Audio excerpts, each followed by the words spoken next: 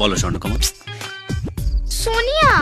ও হ্যাঁ, সোনিয়া, কি বলবে বলো।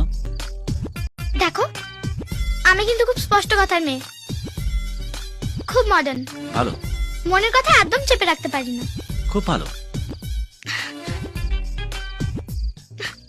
তোমাকে প্রথমবার দেখেই আমার ভালো লেগে গেছে, আর যখন শুনলাম তোমার কেউ নেই, তখন তখন তোমার একাকিত্ব আমার মন ছুঁয়ে গেছে। আর আজ আজ যখন তুমি আমাদের পরিবারের জন্য লড়াই করলে, তখন তোমার সাহস থেকে আমি মুগ্ধ হয়ে গেছি। So so I think you think I love you.